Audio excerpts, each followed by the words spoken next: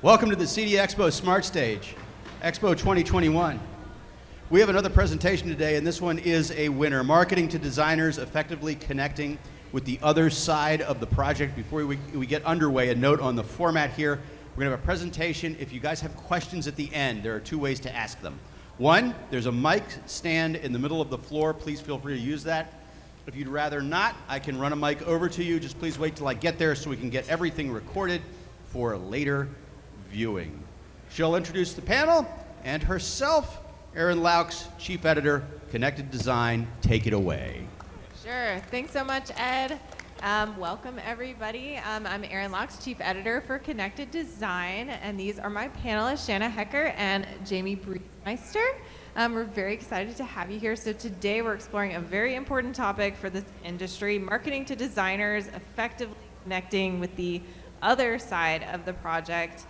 This is a very important topic for all of us. We're kind of trying to bridge that gap. So just to start off, if you guys could tell me a little bit about how you started marketing to designers. Was there a catalyst? When did you realize that collaborating with designers was a good way to kind of grow your business? Jamie, if you could start. Sure. Back in 2004 is when our company started. And when we started it, my husband said, can you be the one that goes out and talks to architects and designers, tells them what we do, because we need to be involved early. And I was like, yeah, sure. But what does that mean? So started a long time ago, I guess. And yeah, that's why we're here today, right? It's exciting. I figured it out, by the way. Well, first of all, thank you for saving the best for last. You know, we had a very reactive approach initially, and I think you can maybe all attest and appreciate the fact that we would see designers on our projects, but we necessarily weren't bridging that gap, and the synergies of the two companies weren't always. We were kind of on our island and they were on theirs. It wasn't that aha moment that we had until a designer came to us and said, we have a mutual client that is doing a designated theater space, and I don't have the technology background to support this. Would you be willing to help me with this? That was our aha moment. It was 5 or 6 years into being into business. And now how we have thought to change that mindset and think differently is how can we bridge that gap and be an extension of their business? So the narrative changed for us at that point. It went from being how many TVs, what color are the plate work, thanks, have a nice day, to, hey, can you look at this furniture placement plan, do a lighting schematic for us, and how about shade control, integration, installation? You get the point. That narrative went from something very small to now we are talking things like color temperature, CRI, beam spread, outdoor entertaining areas, et cetera, et cetera. So that was the launch pad for us. Okay, great. I'm assuming networking has been a huge part of making this gap closer. So could you tell me a little bit about any associations you've joined? Is there an important part of that, you know, like the NKBA, the NAHB? Absolutely, yeah. I'm a member of the NKBA, also a member of ASID. Both of those are design-focused association groups that us as integrators can join as an industry partner. So by joining, we get some benefits. A lot of that is really just being on the invite list to certain groups that are only available for those, or certain events rather, that are only available to those specific groups. Outside of that, AIA would be another one for those in the crowd that are looking at working with architects. Certainly that's an area of interest for a lot when you're talking design. And outside of that, there are just groups, perhaps in your community. I know in our group, we had a few designers around the recession. There were some designers that had lost their jobs. And we all kind of banded together, and we met like every 2 weeks, and we just talked and had coffee. And that was a form of networking that created a really cool group that we called Design Speak. And we would just go to a restaurant once a month and have what we then called a speakeasy. This was maybe 7 years ago. And would just naturally network and connect. And there were designers, and there were artists, and there were contractors and builders. And it was a great way to meet people and feel really comfortable outside of being in a an ASID or an NKBA event. It's more organic, really. Okay, that's great. Networking for us, I mean, is never a bad thing, right? But my advice to you on that is be selective to be effective. Initially, very early on in our business, we needed to be involved in everything, and the more the merrier, and the more the better, so we thought. Those can also be a little bit of a time suck if you don't know your audience, right? So, for example, you don't have to be involved in every chapter or every chamber or every sector. Know your audience, and then when you do, you can also diversify and kind of deflect to your team members to be a part of those as well. So my guys sitting in the audience out here, we send them to builder outings and functions and things to really just band that brotherhood with their builders and their project managers, et cetera. So a lot of times they're doing golf outings or dinners or things like that. Always take the time to be grateful, and but networking is definitely important, but be selective to be effective. Great. So could you tell me a little bit about any marketing tools you use? How do you actually get designers coming to you? Are there any events you host in your showroom, for example? Yeah, we've had events in our showroom. We've had breakfasts. So instead of a lunch and learn, I've had a breakfast and learn before. A lunch and learn as well, where architects or designers would come to me and I'd host a lunch. I've often also done the same for them. I go to them when you need to. One of my designers is in the crowd right now. She's an educator and has brought her students into our facility to show them, even before they graduate, what's possible with home technology, which has been really nice to, plant that seed early. As far as other events, being a part of ASID, you can sponsor and be a part of their events as well. Hosting your own events in-house, certainly. I've done a lot of online virtual educational events as well, as certainly through the pandemic. Many different ways to capture their attention, and in some ways, you kind of do need to be a little multifaceted because you are trying to capture their attention, whether it's via email with a really flashy newsletter, maybe stalking them in a nice way on social media.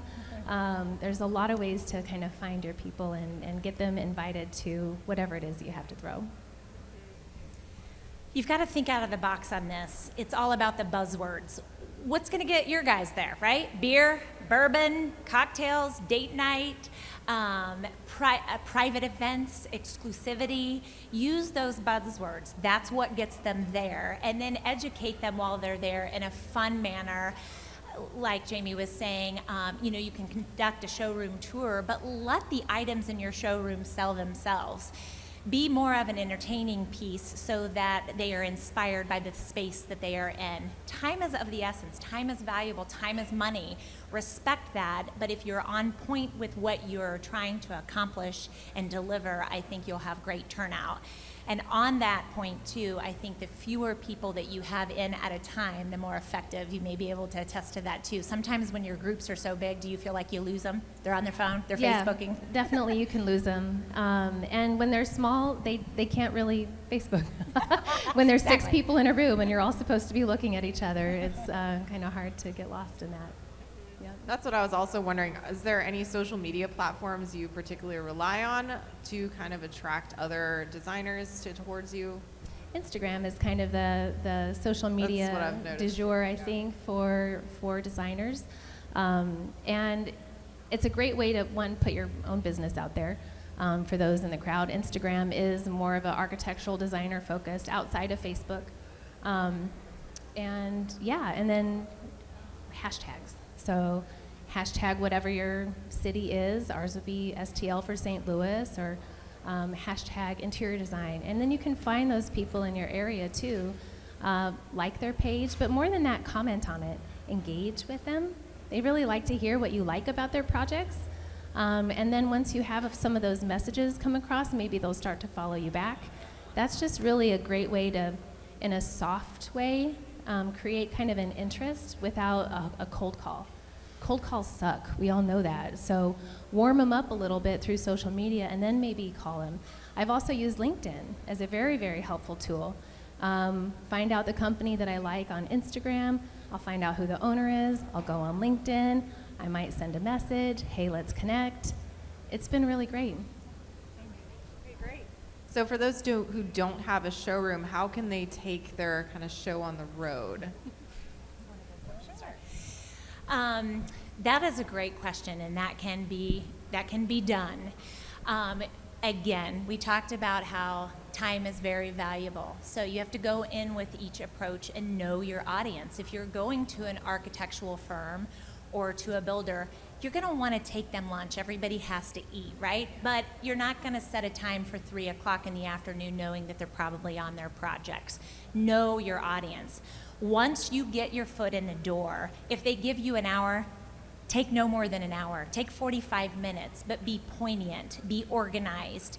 And lastly, I think whatever the message is that you're trying to get to that audience, take something with you. You know, we talked about those buzzwords earlier, but that applies to product as well. If there's ever an opportunity of something that's super exciting that you want it to get in front of your architects or your builders, not only take it with you while you're conversing over lunch, but maybe leave them one or offer to install it in their place of business.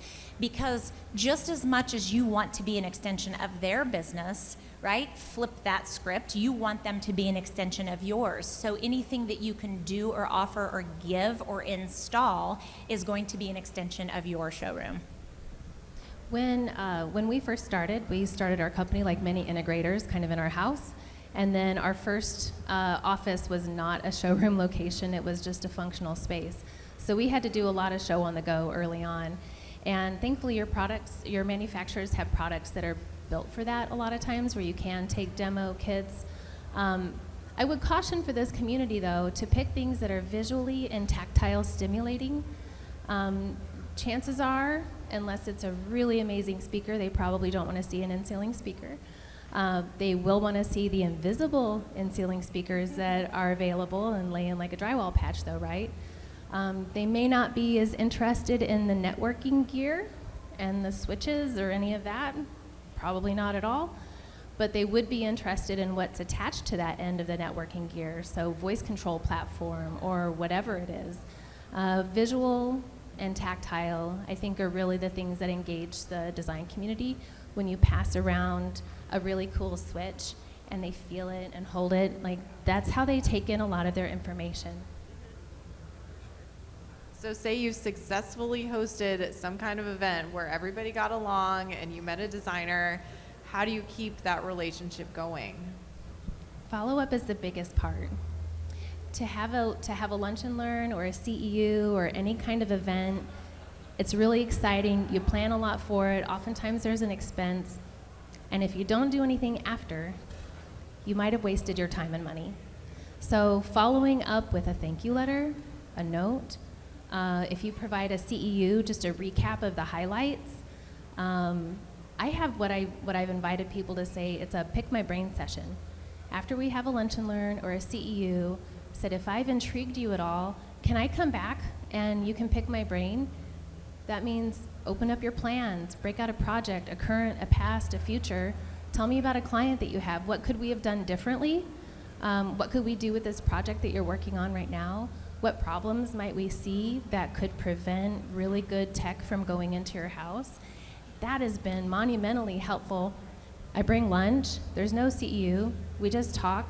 It's about their client. They leave with ideas and a rough budget, and you can wait for someone to call you because chances are that's a really good lead. Ditto that, Jamie. Who doesn't love the easy button, right? That is the ultimate goal that we're trying to extend to our clients, right?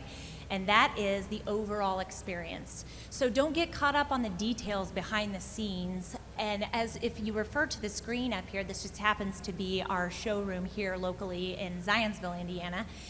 And everything in that space was mindfully chosen so that our designers, builders, and architects alike can hit that easy button. We want to be that one-stop shop for them.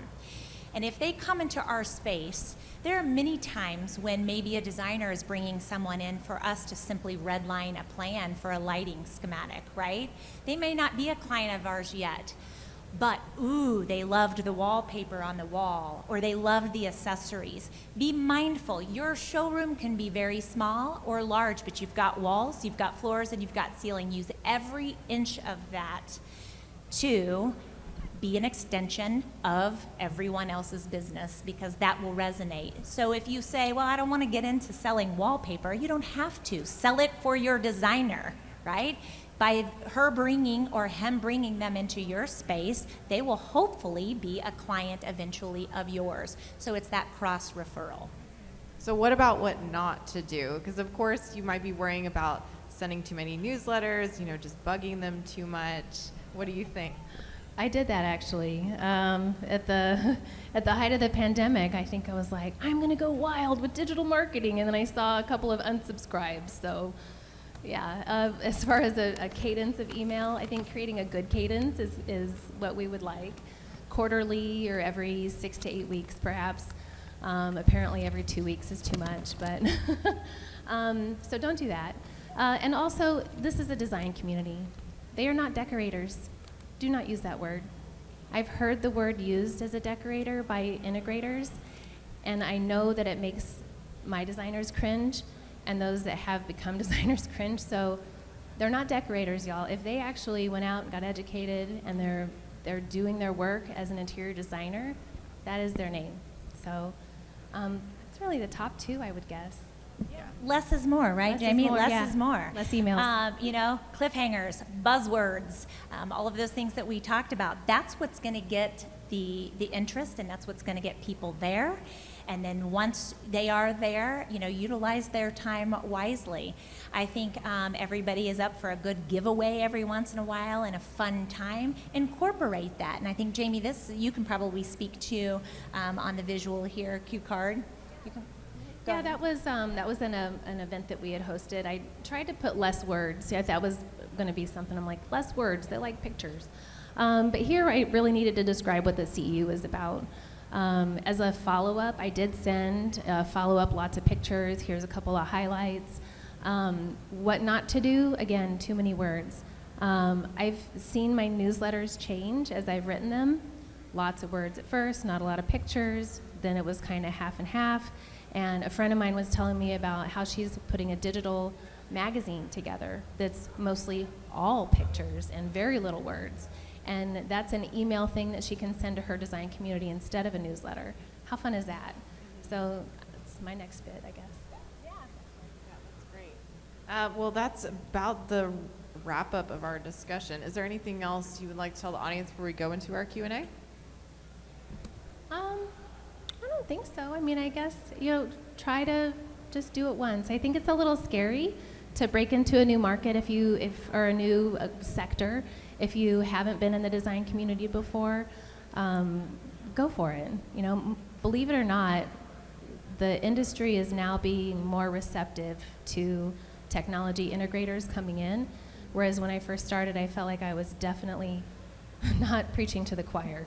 I was speaking to a wall, and a lot of walls did not want me to come through. Even then, I would provide a CEU, we would talk technology, they would get their CEU. Fantastic presentation, but I don't do home tech. And that was then. And now we have designers saying, how can I do tech? How can I make it better? And that's a great transition from how it was, 15 years ago. Agreed. I think the biggest advice that I can give you is know your audience, right? We continue to say that, but it's so true. If you're trying to wine and dine builders and project managers and take them to a swanky dinner, you're probably going to have a few people show. But if you say showroom tour for 30 minutes, meet you at the brew house, you're going to have the entire team. Don't forget to be grateful, when those times come around during the holidays and things, have special deliveries. We make our team members take their builders, their project managers, gifts, and then, for your higher clientele or your repeat builders and things, take them to a good dinner and invite their spouses and let them know how grateful you are. So those would be some of the do's and don'ts. That's a great idea. I haven't done that. You should So do that. thank you. You're welcome. Appreciate Let me know that. if I can spend your money any way else. I'm really good at that. Okay, great. We're going to start off a quick Q&A. If anybody has any questions, you can either raise your hand or you can go to that mic in the middle over there. Just wondering if there are any actual designers in our little audience. If you want to raise your hand, if you We've exist. got one right there. Hi, our one person. So would you say? Hey, that's a friend of mine. Nice. Did it make sense what we had to say to you Yeah. out in the audience? That you're not Feel a free to decorator, lie, friend. right? Feel free. Never call designers decorators. She Yeah. agrees. Yeah, I think that, I was actually just having a conversation with someone over there. Like, it's important for people to know that interior designers did go to school to get a degree in understanding the building industry, how to implement these products. So, and earlier on, you guys did a platform speech as well, just about give designers the ability to be able to understand you and don't, treat us like all we're doing is picking out colors, because we also see the importance of what's happening and we want to be a part of it. And we know we need to learn. So I think that if we're just understanding that we're across the table and we both want to see this happening and continuing to happen with all new construction or remodel, it's just a mutual respect. And yeah, I hate it when people call me decorators. That's a great point. Thank you. And to that point, bring your designers in as early as you possibly can. Because when you forge and foster that relationship, they're going to be outside salespeople for you. So to Krista's point, you need to bring them in and educate them, and they will be some of your biggest supporters. That's very true. If anybody has any questions, let us know. Meanwhile, I have a quick question. So what's next for both of you guys? Any events you have planned? I mean, of course, with COVID, things are kind of up in the air. Let's see. Things are up in the air, but our local Sherwin-Williams rep has created a little kind of design networking traveling group. So we go on location to a few different areas and have kind of a pop-up outdoors. So that'll be happening for us in early October. Before that, though, we have the Pinnacle Awards, which is our ASID local awards, is happening in 2 weeks. And so that'll be a great networking event that I'll be a part of. We're a chapter sponsor, so we got a little ad and a little thing, so my logo will be on something. I'll have some swag and a goodie bag for them as well, so yeah, it'll be nice. We don't really have any big plans right now, but what we have done during COVID is to recognize the intimacy of the smaller groups like we were talking about. It's more work and more effort on our behalf, obviously, because you're having more people in and taking those showroom tours or the lunch and learns or your whining and dining or cocktail hours. But that has proven to be very beneficial because you have the smaller groups, people are listening, you can get through quicker, they're receptive, it's excitable, etc. So we'll continue to do those because that has been very responsive for our community. But that's about what we can handle right now in the times that we're given. Yeah, you're definitely not alone in that. Well, if nobody has any other questions, thank you so much for joining us and for this information. Please keep us updated. So thank you so much for joining us today. Have a good rest of your day. Thank you, everyone. Thank you.